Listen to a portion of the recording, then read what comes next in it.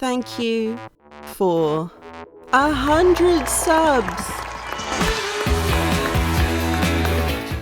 It blows my mind that 100 of you watch and like my videos.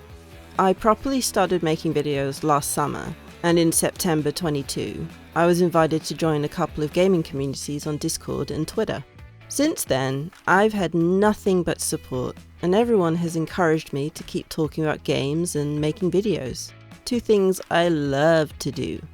A special thanks goes to my Big Red Arrow and Positive Content peeps.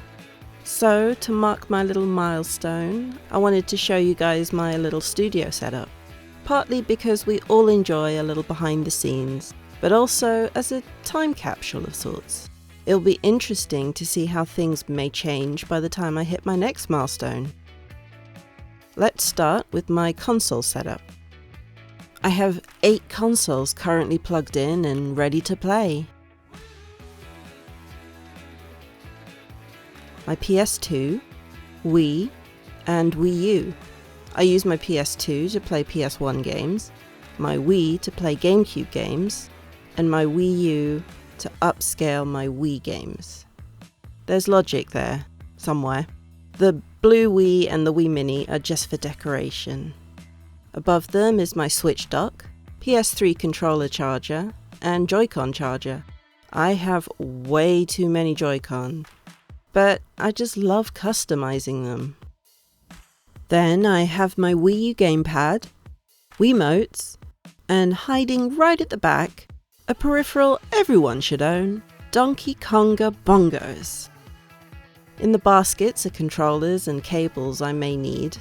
The bottom one has all sorts in it. Like this green PS2 controller I got from CEX. £6! The top basket has controllers I'm currently using, like my original Xbox and PS2 controllers. I have my capture stuff on the next shelf. This capture card writes straight to USB sticks. I have an AV to HDMI and an HDMI switcher. I have all the output cables of my consoles stuck to the side so I don't have to wrestle with my questionable cable management in order to play something. Tucked in behind all of this is my Xbox Series S, which I always feel bad for because I don't use it nearly as much as I should. Above my Series S is a new addition to my setup, my original Xbox. I forgot how huge these consoles were, but thankfully I could fit it sideways. On the top is my PS3, my Days of Play PS4, controller chargers, and Vault Boy taking care of my anniversary controller. The games in the rack are split into games on my immediate to-play list, then PS3 games that are little gems in my collection. Keeping an eye out on everything is Jacob Fry from Assassin's Creed Syndicate, one of my favourite in the series. In the UK, there's a game store called Game, and they released exclusive PS4 sleeves for only on PlayStation games. There were 10 in total, but I only got hold of 7 of them. They still look awesome though. Onto my desk. You might recognise my desk mat as the background for some of my videos.